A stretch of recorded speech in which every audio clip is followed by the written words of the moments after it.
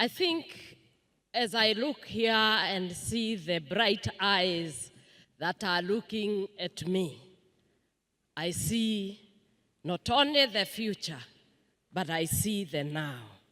I see the energy, and I feel you. The fathers have spoken, and when fathers speak, it means they are willing to have something that is called succession management. The fathers dreamt of a road that will come from Cairo to Cape Town. You people were not dreaming then. You are having a vision of global village. And now, I am calling you to continue and have the vision for Africa. Experience cannot be bought. But I believe as young people, you have enough experience. You don't need anybody to permit you to work. You have what it takes as young people to be innovative and to be creative as you have been. Every system and every structure that is going on around now, it is being driven by your intellectual property. And I believe, because you may not have experience, and perhaps you are waiting for someone to be able to give you a collateral, we are going to look and to ask our president and his government and the governments of Africa to consider the intellectual property as the collateral for the youth, because they have it.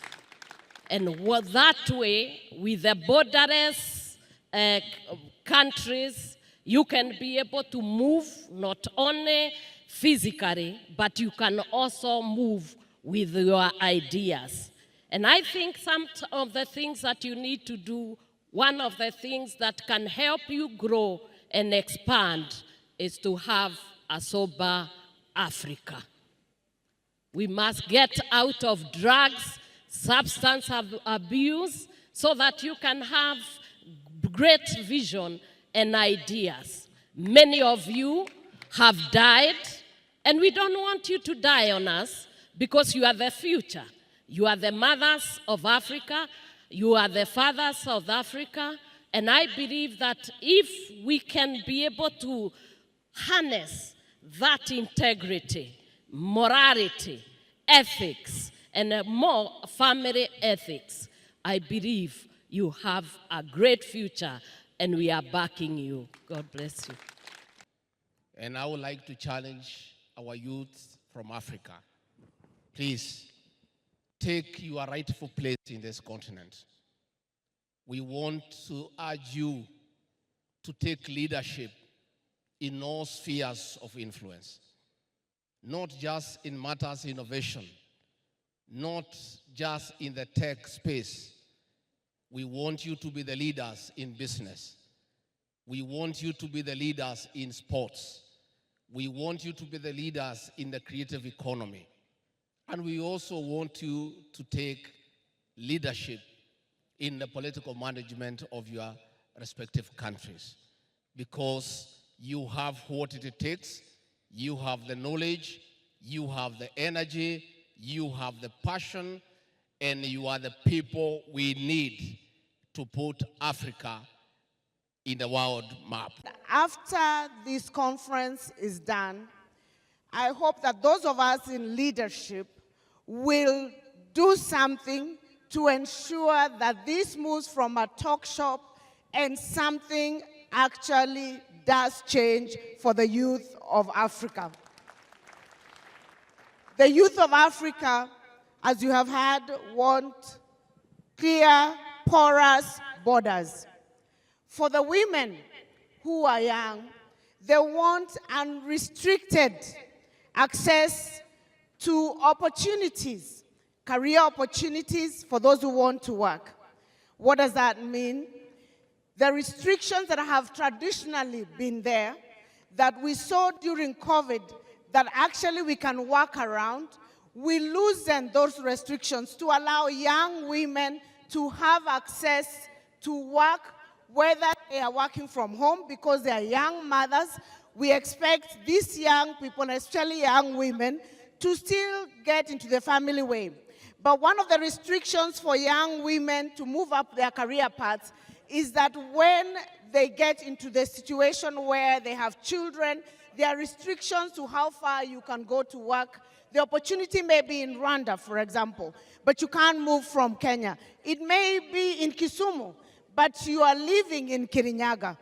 The youth of this country and the youth of Africa are looking for opportunities where they can work across counties and across nations, and we should provide those opportunities by being less rigid, for example, in the public service, allowing people to work from home. We did that during COVID, and the world did not stop. Why can't we provide the same opportunities to ensure young people continue to have access to opportunities? On the issues of trade, for example, they want to be able to register their businesses sitting in their homes without necessarily having to move from one office to another, from one county registration office to another, to be able to pay their fees from their phone. And thank God for M-Pesa and other financial services in Kenya. But for the youth in general, they want a leadership that is committed to the things that we talk about year in, year out in this Youth Connect Africa, and for us to actually actualize them by making sure that we pass those policies. As a Council of Governors, we are working on a youth and integration policy that will be mainstreamed throughout all our counties to ensure that we allow movement of young people, be it men or women, to access opportunities through AGPO, to access training through our digital hubs, to access businesses through our procurement processes, and to be able to actually deliver those services and be paid from the comfort of wherever it is they are. Truly porous, truly borderless counties and Africa. Heads of state and nations, common agendas, voting together on a global... As a platform, our great African crowd, as we start, we want to welcome the youth of Africa is here today. And we are leading you to a chart. It is going to be Africa.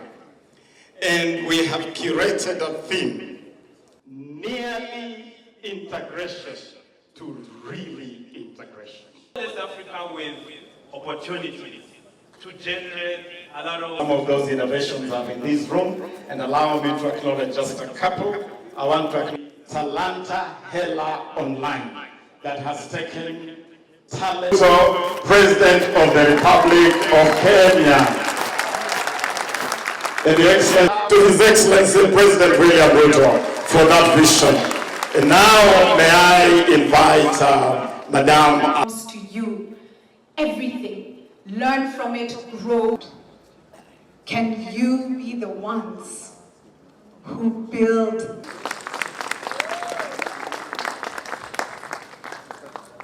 Foundation does is where we were first registered as a charity. It's in Canada, and marginalized. And so we went to them and asked, what can we do with you? And we want you to value our cultural knowledge.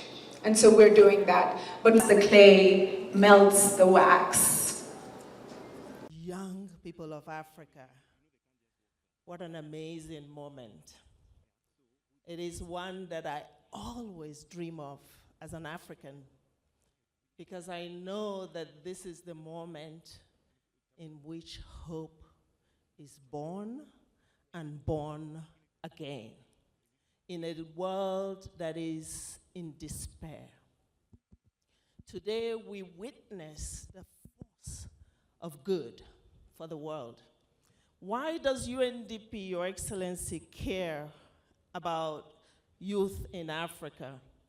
Why did we step out as the entity that would give legs to this brilliant idea that President Kagame had in 2012? It is because today we're witnessing African young people who are the most connected youth, the most connected generation of Africa's history, in Africa's history. That means something. It means that today we have a generation that will propel this continent to the stage, to the global stage of transformation. So we care about African youth. We know that at the same time, this youth will need to be invested in, and we need to trust them. And Your Excellency, this moment is about building trust. The saying goes that where there is no vision, the people perish. I want to thank you, President Ruto, for your vision, for not only having a vision about how to invest in a borderless Africa by investing in our youth, but also for wanting to take this to action. Vision must go to action. I also want to thank President Kagame for being the one who actually planted this seed in 2012, represented here by Honorable Minister Paula, who is working with us on another initiative, which is an expression of UNDP's belief in investing in youth. This is an initiative we call Timbuktu. Honorable Minister, you referenced Timbuktu in your introduction. From Africa's past to its future.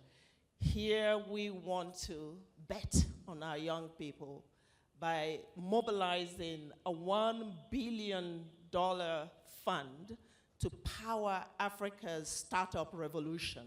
In Kenya, there will be a hub on green tech, and I want to thank the Kenyan government for accepting to host one of the 8 Pan-African hubs that we want to launch. Coming soon, Timbuktu will be launched in Davos and on the continent of Africa in the new year. Look out for it. It is our way of saying all this innovation that you will be witnessing here need financing, but they also need ecosystem support. They need nurturing, they need mentorship, they need capacity, and all of us here partners need to invest in making sure this happens.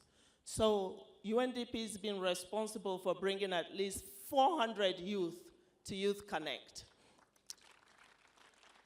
Nairobi. I want to invite all other partners to ensure that we sponsor young people from around the continent for every single Youth Connect summit that we have. Because if they're not in the room, we don't have the energy, we don't have the hope. And many of them cannot get here on their own. So I'm giving here a call to action to make sure you are putting forward the resources to make sure African youths connect. Can be able to achieve a free Africa where all Africans can be able to trade between ourselves as Africans, and also be able to maintain stability within ourselves and be able to produce for ourselves before we go outside. We are almost there. Thank you.